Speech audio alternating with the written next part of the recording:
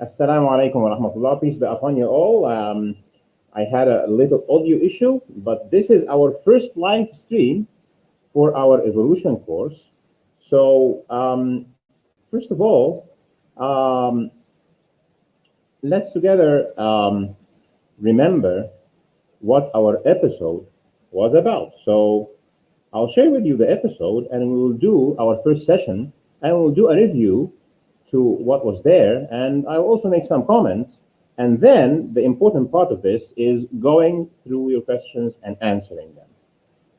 Peace be upon you all, and welcome to this first lesson of our introductory course about the theory of evolution.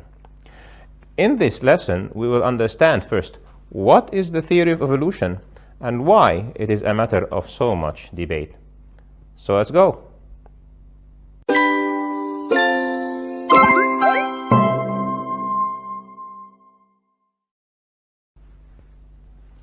So let's start by looking at the observations that we have related to the living creatures.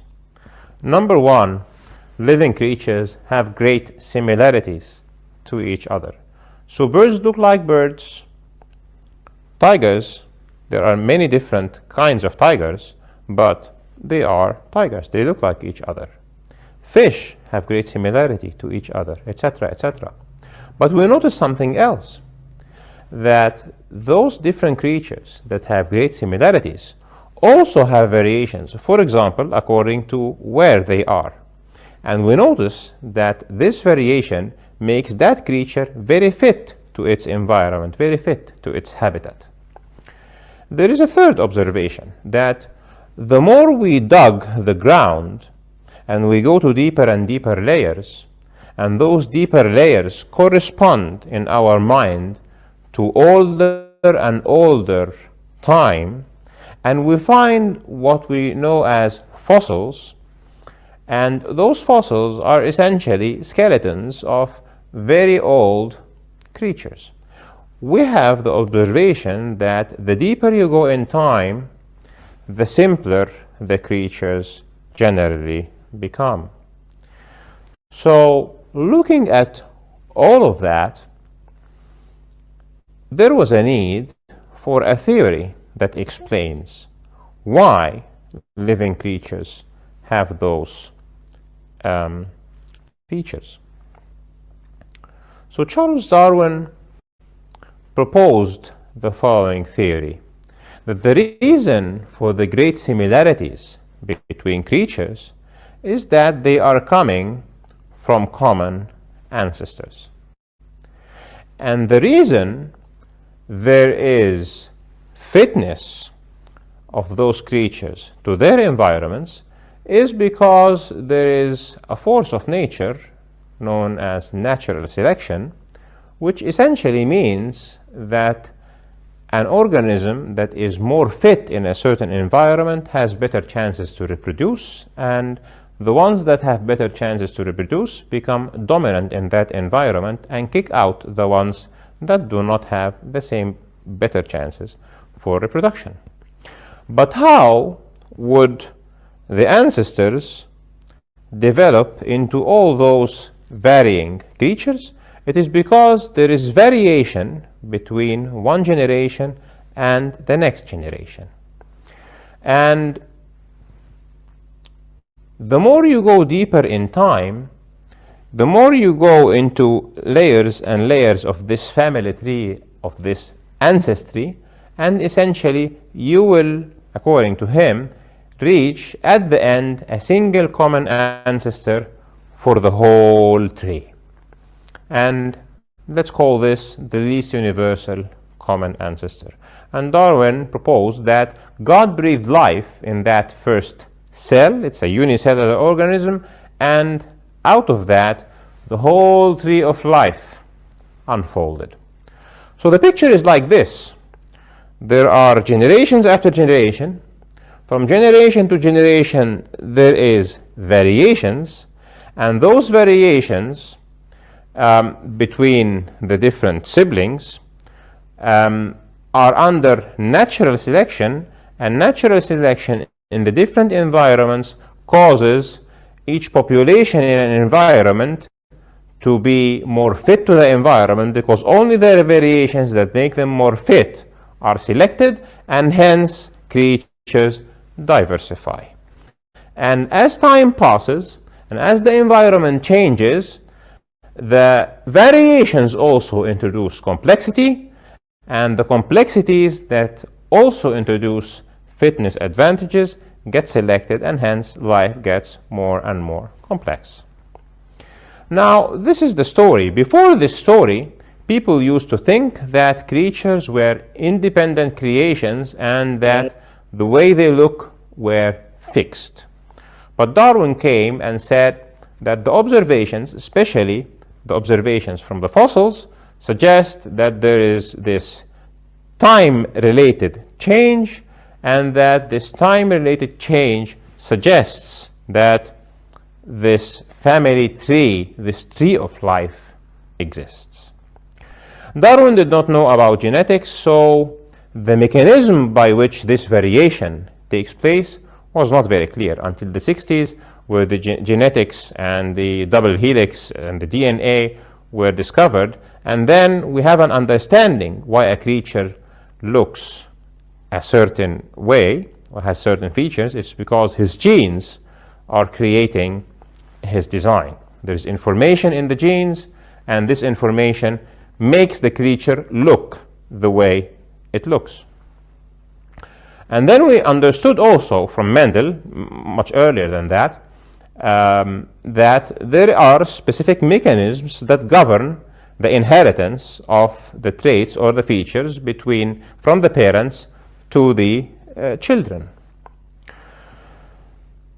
When genetics was discovered, then this matter of variation that Charles Darwin proposed, and with our understanding of inheritance, then the theory of Darwin needed to be rewritten, because we knew that variation in genetic code through the mechanisms that we know about, like inheritance, is limited to the features that are already in the genetic code.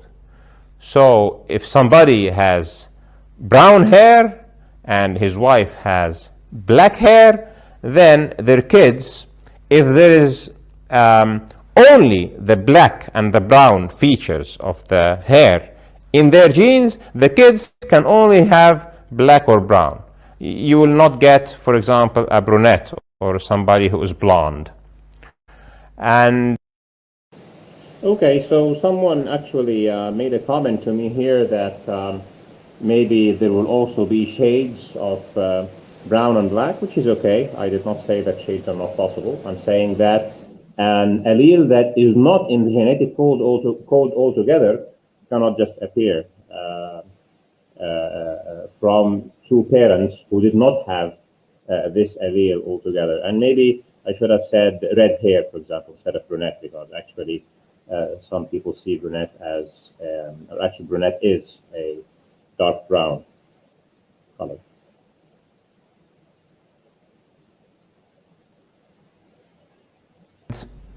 due to this, there was a need for a mechanism that will justify the new things. So if you're starting from marine animals, if you're starting from fish, and you end up with terrestrial animals, and then you have birds, then you need to justify how gills became lungs. You need to justify how scales became skin.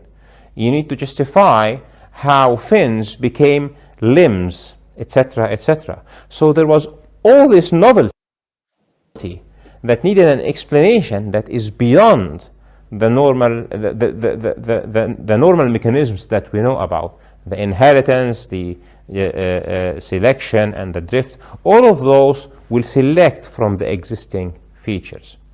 And all right, so also I've received some comments about this piece. So some people who are evolution proponents made a comment that gills didn't become lungs, and they are separate structures, and that fish scales did not become skin. So this is not the point that I was making here. I was making the point that evolutionary theory says that land animals were before or evolved from marine animals, fish essentially. And I was listing features of a fish. So I just gave 3 examples. One of them, that fish has gills, has scales, and has fins. Well, obviously land animals have lungs and skin and limbs instead. And either this transition can be explained by random mutation and natural selection, or it cannot be explained by this. Whether now the lung is a morphing of the gills, which evolutionists do not say, or that gills would go into atrophy and lungs would evolve completely de novo or from something else, like, for example, evolutionists propose that lungs evolved from gas bladders, while actually there are fish that has lungs quite old in the fossil record. Yet the question stands. We start from fish and we end with an animal. We need an explanation for this transition. Either this transition can be explained by random mutation and natural selection, which makes the theory true, or the transition cannot be explained by random mutation and natural selection, not only for this transition, but also for other transitions in the theory. So this is a due comment. And hence, there was this proposal that the primary mechanism that is introducing variation is random mutation. And random mutation means copying errors that happen during reproduction. And those copying errors will generate the variation, and then naturally.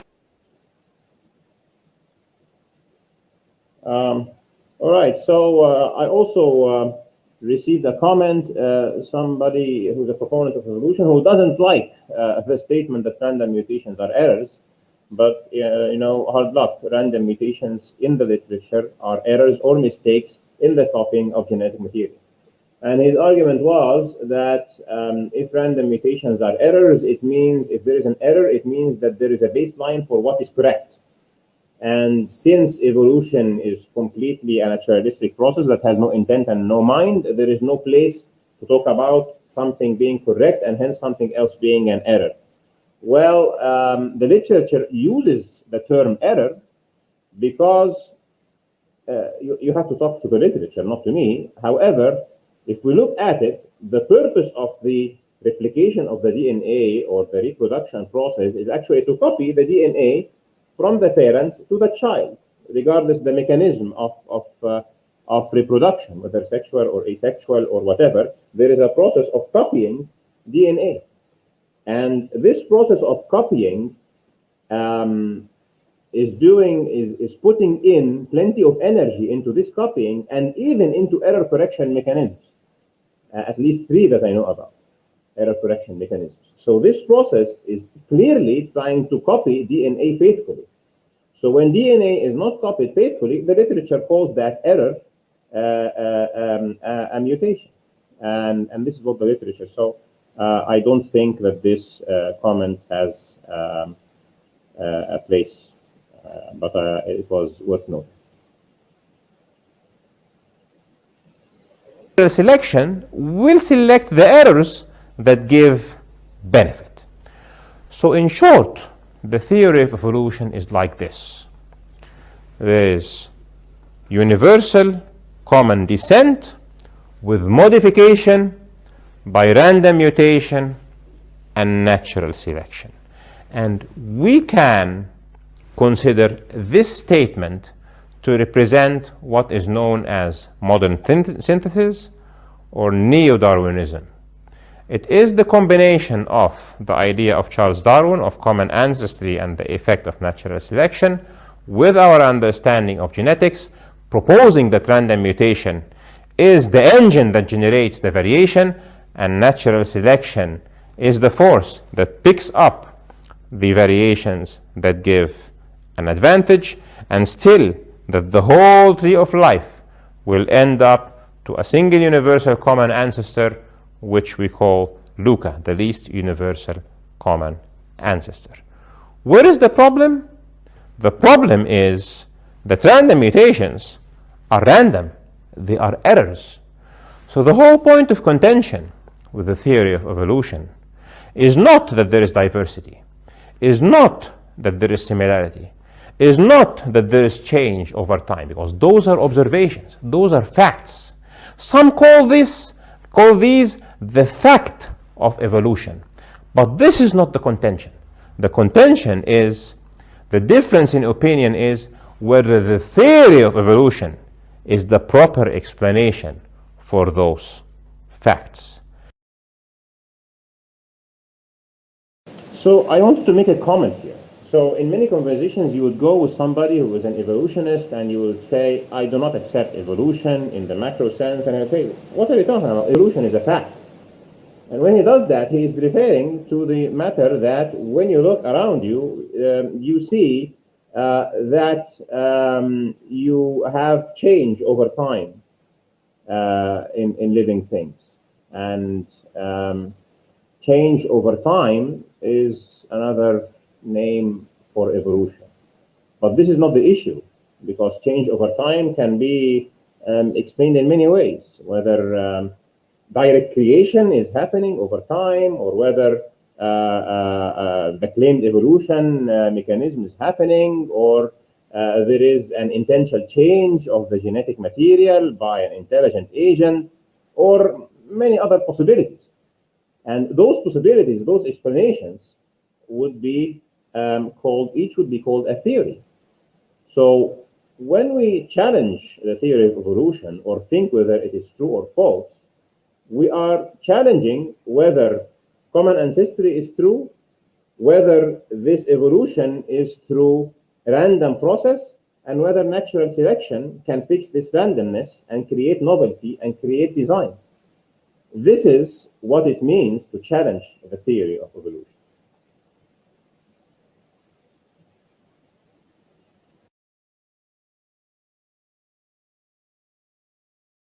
And why is there contention about this theory?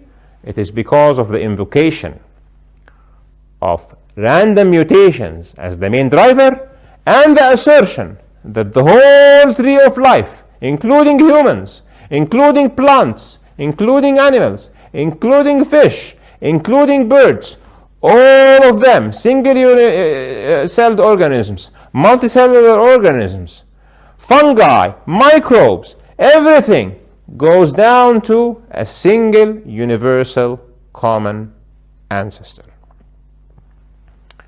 I hope that this introduction has given you an idea about, number one, what are the facts? Number two, why did we need a theory? Number three, what was the original theory? Number four, how this theory was edited after we understood genetics. Number five, what are the mechanisms that this theory proposes to be driving life? And number six, why there is controversy around the theory of evolution. So join us next lesson where we explore more about those mechanisms, starting with random mutation.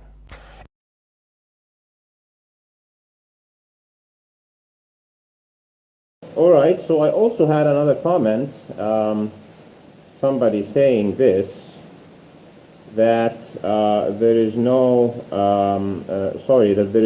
controversy in the scientific domain about the theory of evolution, and because we can show that there was a LUCA with genetics, and we can show mutations are random with normal distribution.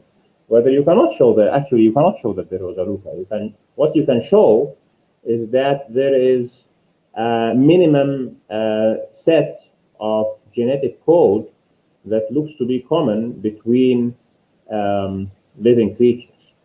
Now, whether the explanation is that this common set is the minimum denominator that the designer put there because it is essential for the existence of life, or that there is a common ancestor or any other alternative, is actually what the theory is about. So no, you cannot show that there is a LUCA. You can make a theory, a hypothesis or a theory that there is a LUCA.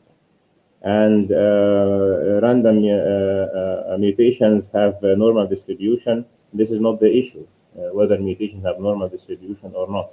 The issue is to prove that changes in design from a previous creature or previous phenotype to a following phenotype with obvious changes, a macroevolutionary context, can actually be attributed to random mutation and natural selection. And another comment, somebody commented to me that there is contention. I said in the video that the point of contention is about the random mutation and natural selection being responsible. Says that there is contention because the religious people have got it in their mind that either evolution is right or God did it. This is a false dichotomy. Well, I'm not sure. If you care about truth, even if you don't believe in God or you don't want to believe in God, are you interested or not to see that evolution in the way, using the Neo-Darwinian mechanism, is true or false? Now, whether you choose later to accept God or don't choose to accept God, this is a different issue. Obviously, without the Darwinian evolution in the picture, I wonder what people will have to resort to. Some would say, okay, there is a signature in the cell, there is an intelligent designer, but why not aliens? It's like pushing the can, because if you say aliens created life on Earth, who created aliens? You know, the universe has a limited lifespan. So if you just want to push the can, it solves nothing. It just shows that you are prejudiced to accept God created humans, but you are okay that aliens that you have no evidence for created humans, and then you will just ignore the question who created those aliens. So it is not a false dichotomy with the religious people. Theory of evolution. So join us next lesson where we explore more about those mechanisms, starting with random mutation. If you have questions about the content of this episode, please do send me the questions according to the instructions in the description, and they will be answered in the Q&A session. Don't forget to subscribe and to share this episode with whom you love and those who are interested in this topic, and see you in lesson number 2.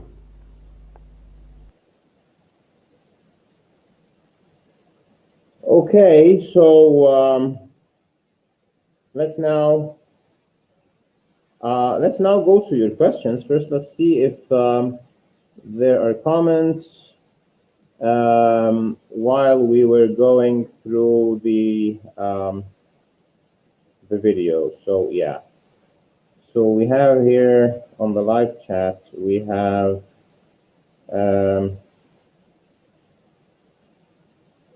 Otangelo says, hi Otangelo, says, science has not shown that there was a Luca. Yes, I agree with you.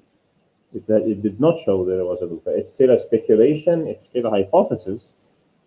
And it is a common thing, you know, when you're talking to evolutionists, that they will tell you science proved this or science showed this. Well, it didn't. Free Your Mind says, wouldn't an evolutionist just say that the gills became lungs when the animal went to land and needed a new way to get oxygen and slowly formed lungs to get oxygen out of water? Well, their current literature does not say that the gills transformed into lungs. It says that lungs were formed through an evolutionary mechanism. Some speculate that they were an evolution to something called a gas bladder, which is a proposal that I really find hilarious. And actually, some traced lungs to quite old kinds of fish available in fossil record that predates even the gas bladders, if I remember correctly. Still does not explain how lungs came into existence. And if you want to take the lineage, you need to explain how lungs came to existence anyway. So whether they arrive here or there. All right. Okay, let's go to the questions that I've received from the participants who registered to the course. And we'll go into them one by one, and then if there are further comments on the questions, we'll take that, because I promised you guys that I will first answer the question. So I have question number one. It says, you mentioned that a person who goes to the gym often doesn't pass on the big muscles to the children, but then how would you explain black people's physique? And this question actually related to the extended episode on Evolution 1, Linguistics and Epistemology. It was not directly in the session that we have seen, because I've sent you on the email. This is the session and this is extended material. So this is the question here. And there is actually, the questions, some of the questions are quite long. So I will read the full text. I can put as much on the screen. So the rest of the text says, black people generally have a lot more muscle definition than others. Hopefully, I'm not stereotyping. Well, this is science. There is no stereotyping. So the children of black people have better muscle because the genetics of black people, or regardless which race you're talking about or which color of people, if genetics of specific people gives better building of the body, then you can expect that the children will have better muscle.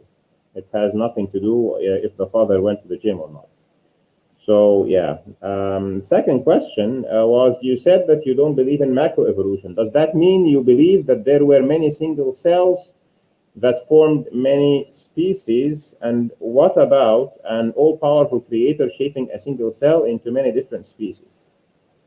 So yeah, yes, I don't believe in macroevolution, and what that means is that I do not believe that random mutations and natural selection are responsible for the change in morphology of an ancestor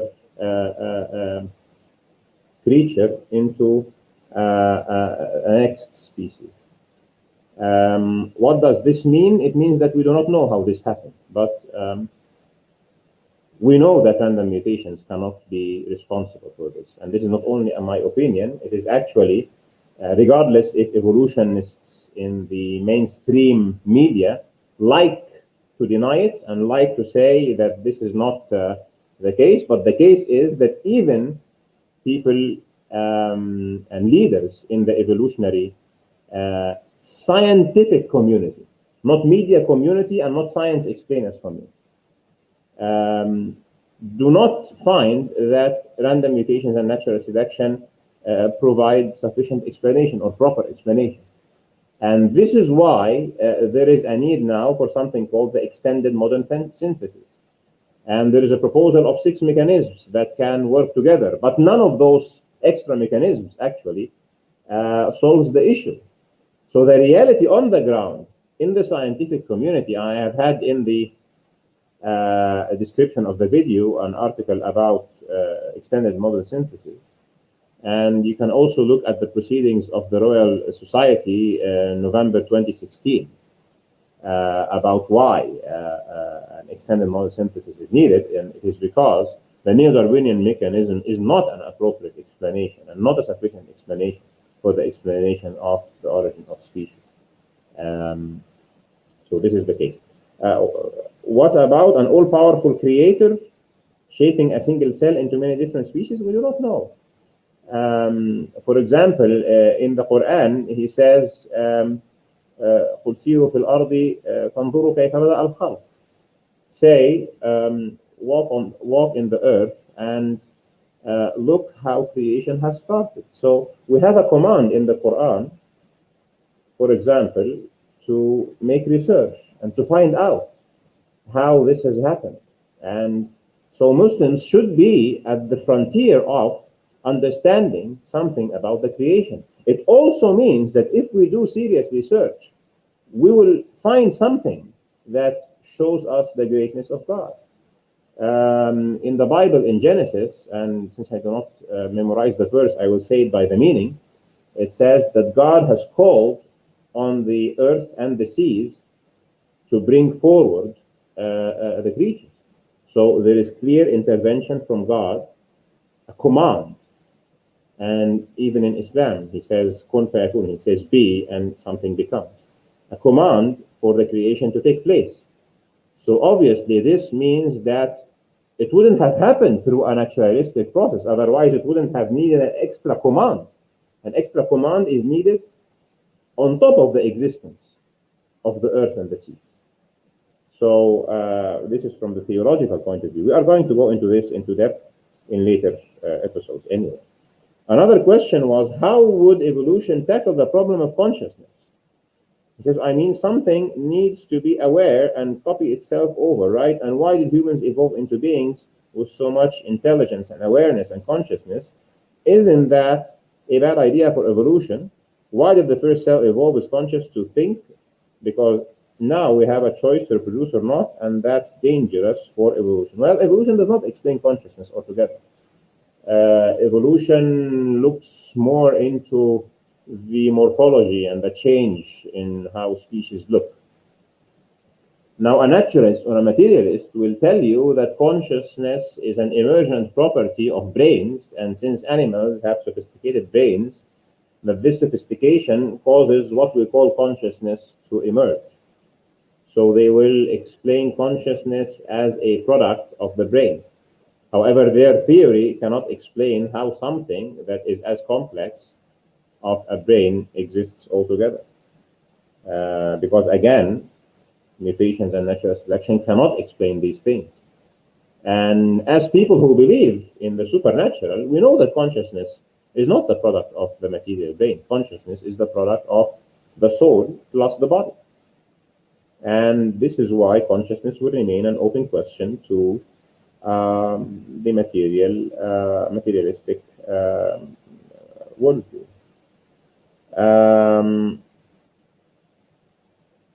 And then question 4, I'm currently reading a popular book that's doing its round around the Islamic community. It's called Islam and Evolution, Al-Ghazali and the Modern Evolution Paradigm by Shu'aib Ahmad Malik.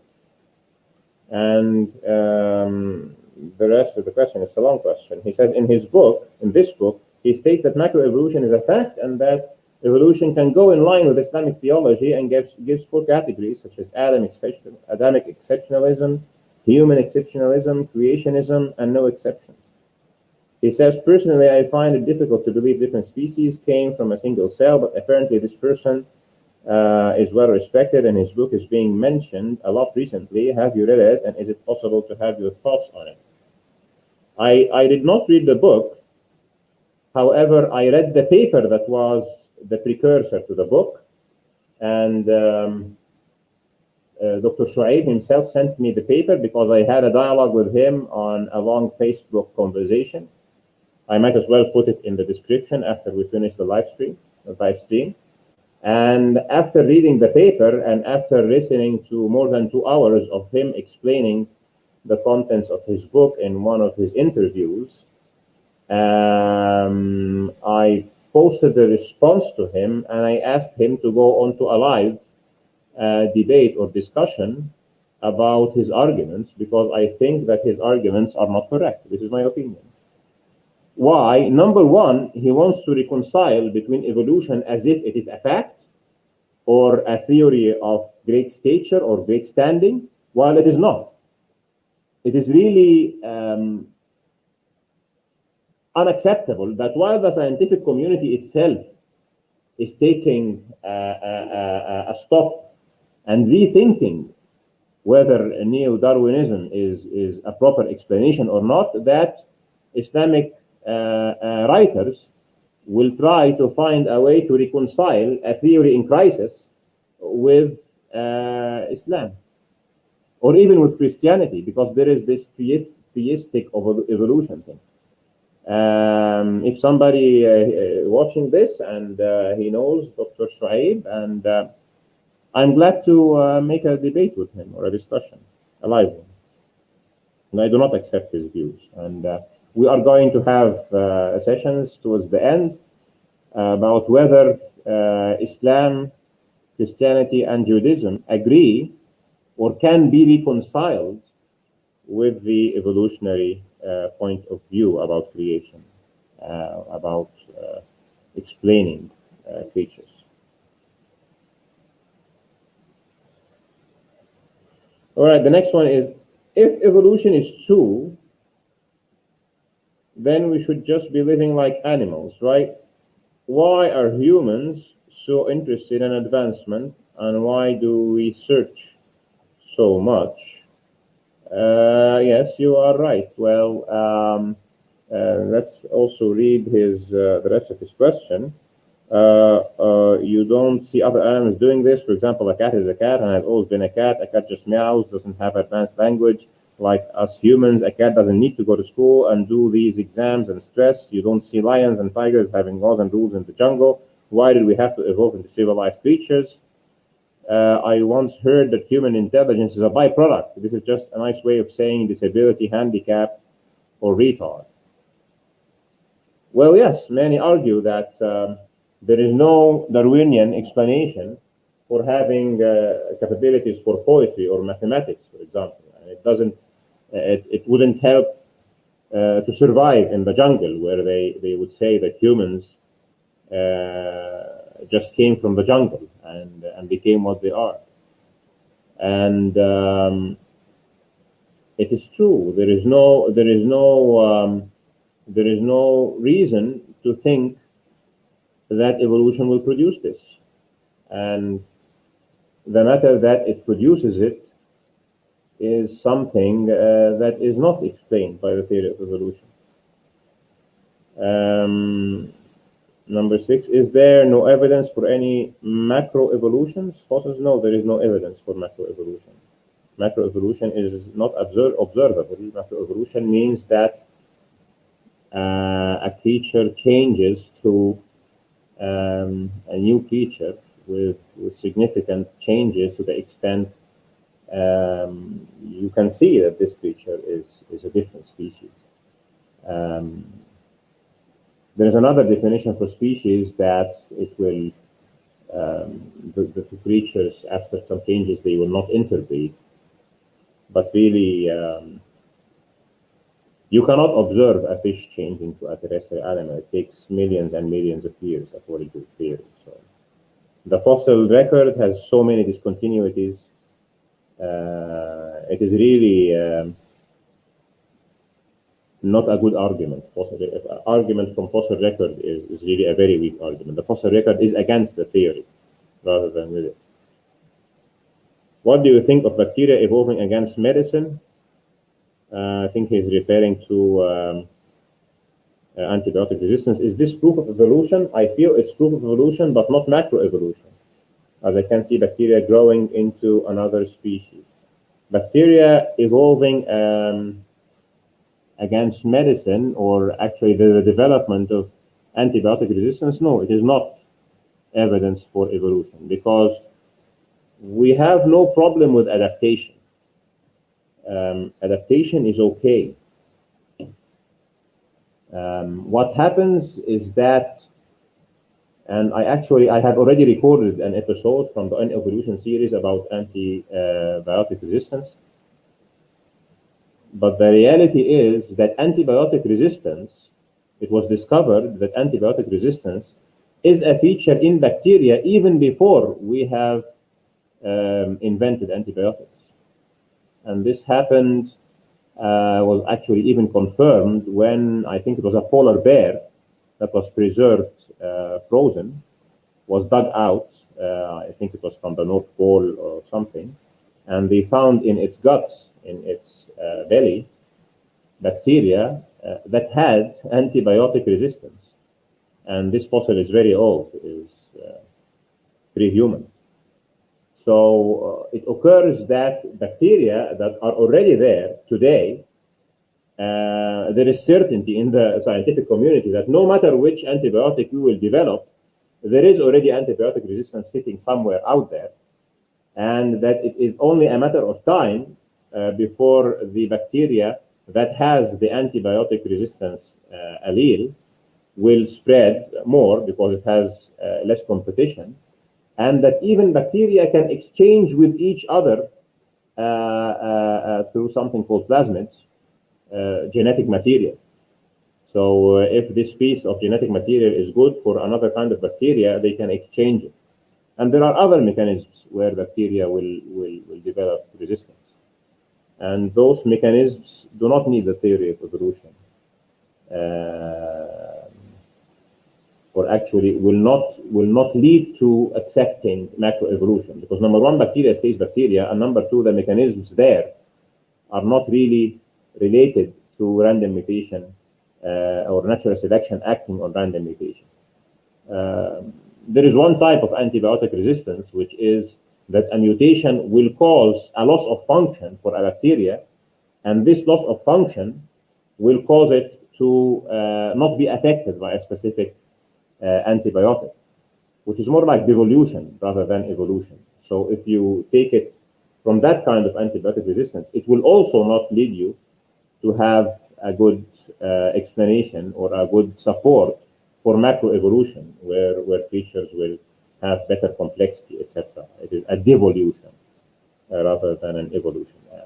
It's a good topic that we can actually look at, but no, antibiotic resistance will not provide evidence for macroevolution, not support it. And then number 8, if evolution is true, does it disprove God? What's your take on Adam? Did he suddenly appear, or did he emerge from a previous ancestor, but then had a soul or intelligence placed inside the body? And he goes on, and this is why we are so different to normal animals on Earth. So if evolution is true, does it disprove God? No, it doesn't disprove God, but it says something about God being obscured. There will be a wall, there will be a filter between us and seeing how God is manipulating his creation. Some already say that God has front-loaded the whole thing. So through fine-tuning the parameters of the laws of physics and the laws of physics themselves, etc., the whole sequence that came after was predetermined. I don't think this is true. This is too much. So if evolution is true, no, it will not. It will not disprove God, but it is against, number one, it's against logic and reason, and number two, since God tells us that we will find him if we do research, I don't think that what he meant by that is that when we look for him in his creation, we will find random mutations.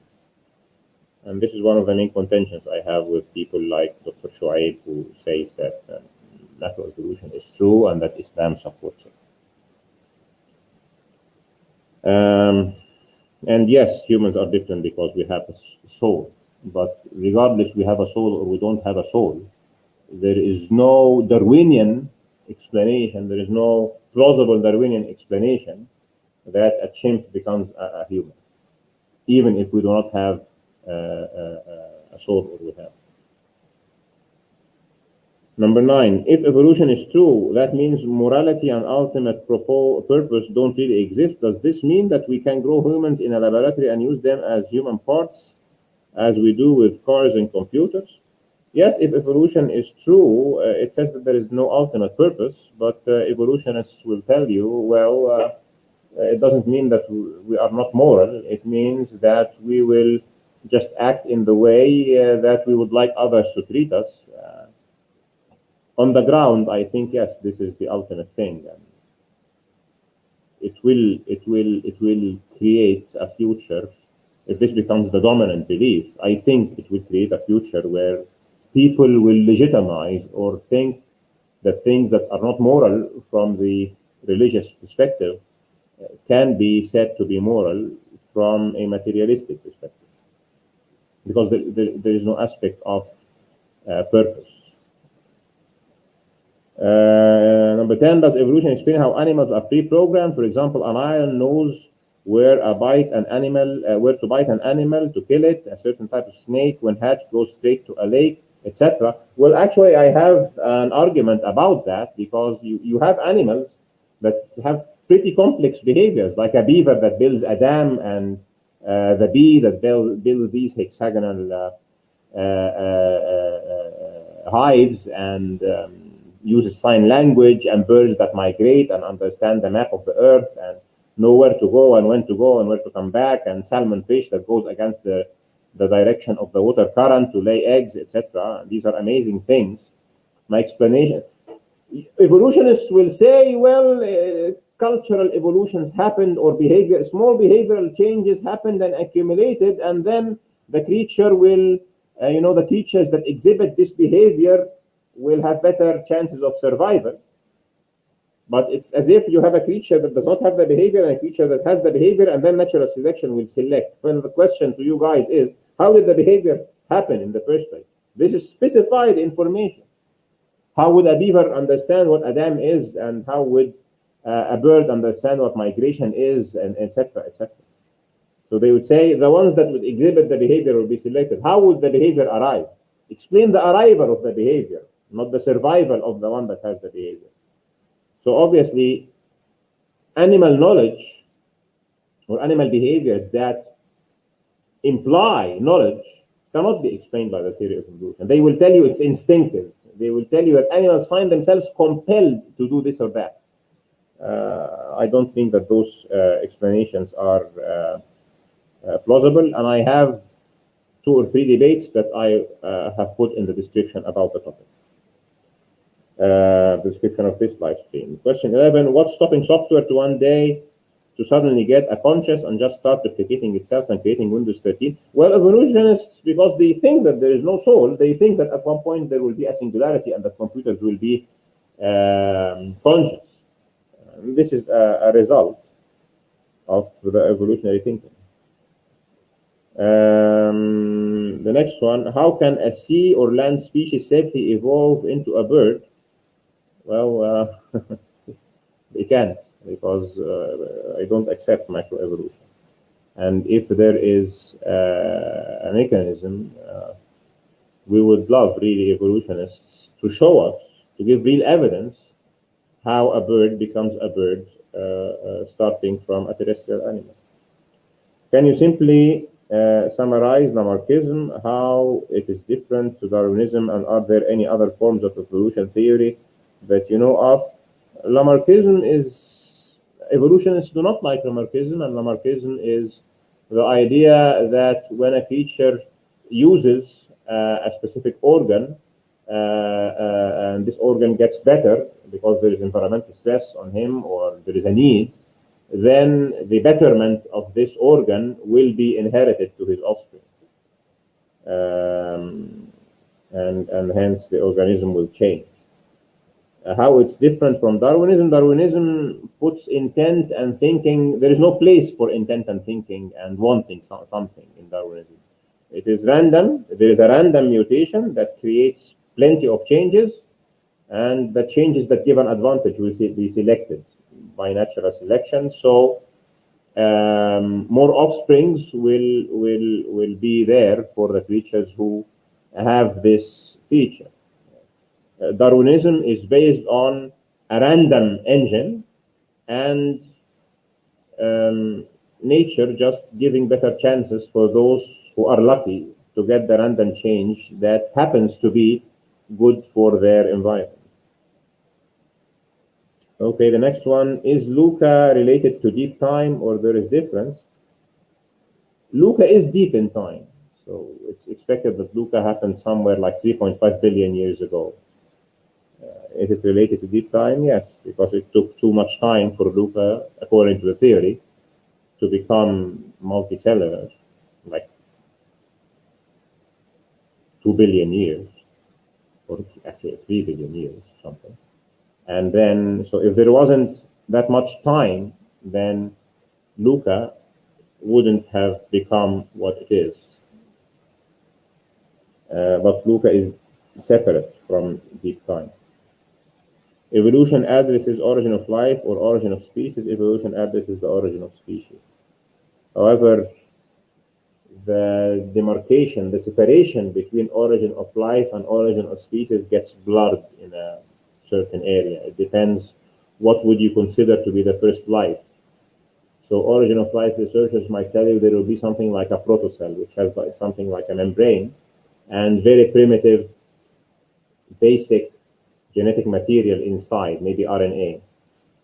And if you consider this to be living, it can replicate and it can maintain homeostasis. If you consider this to be living, then evolution will need to explain how DNA came into place and how it has all this information. If you consider that this is not living and then something else is living, and you move forward and you say, well, evolution will start from Luca, and Luca had DNA, then you move from there forward, and you do not want to explain origin of life. Generally, evolutionists would avoid going into the origin of life. But many questions that pertain to evolution will take you back to the origin of life, because at the end, you need to ask, where did the information come from? So these are the questions I received. Let's go now to the comments I have on the live chat. Okay, so, okay. Okay. Here we have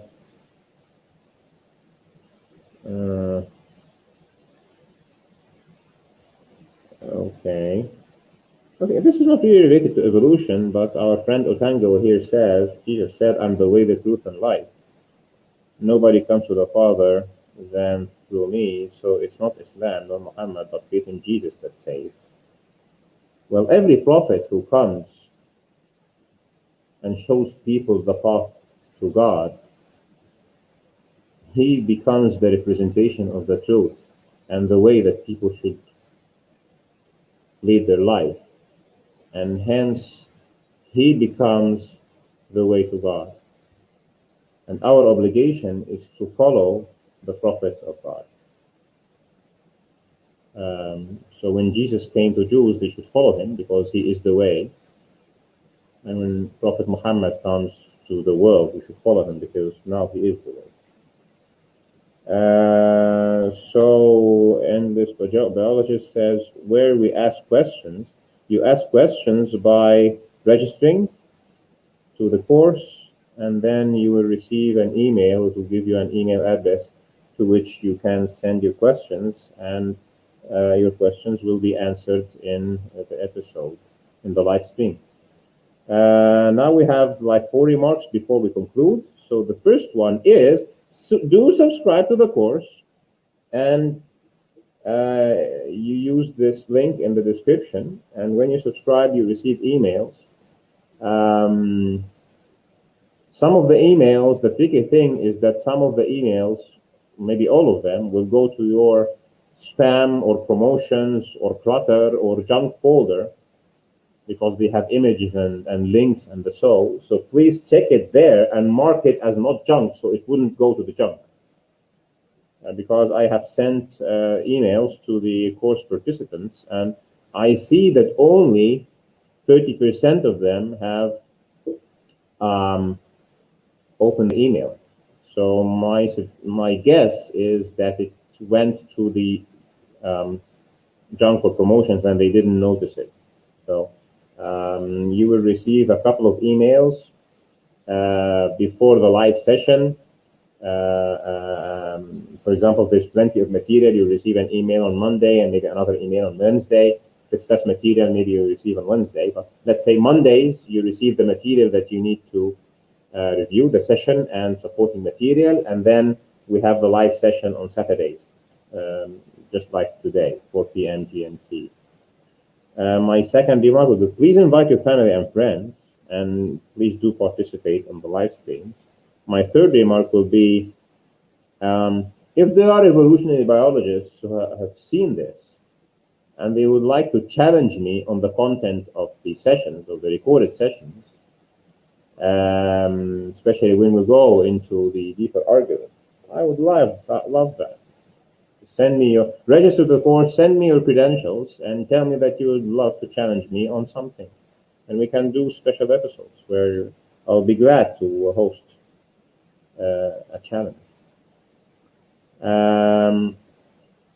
Make sure you check your spam and promotions and junk folders, as I said, and whitelist the channel, mark it as not junk, and feel free to suggest special session topics if you'd like, also through sending the emails.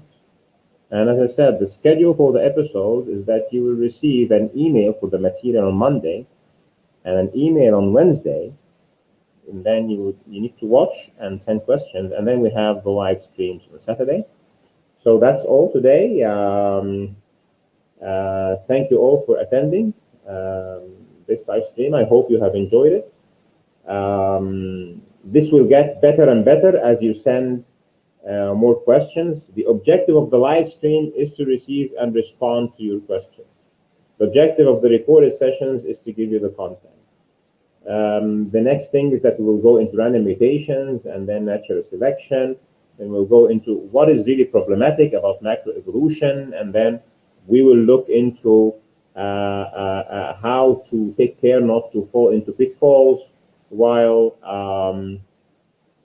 looking into evolutionary literature, reading or watching science explainers, and how we could respond to arguments. And then we would go into theological aspect of whether evolution can be or cannot be reconciled with the theological narrative. So thank you for being here. It was really fun. Those who are on the live stream, thank you. Free Your Mind says that he loves the live stream. Jazakallah khairan. Assalam. I'm looking forward to the next. Yes, and I really enjoyed your presence. Thank you very much for those who attended live. This is the first one, and we have this problem that many have not opened the emails. So please send this to your family and friends, and I'll see you again next Saturday. And watch out for the emails on Mondays and Wednesdays about the material for our next session, which will be about mutations. What are they, and what is claimed that they do, and why or why not this is not reasonable. So see you again soon. And just to end this, I will end this by our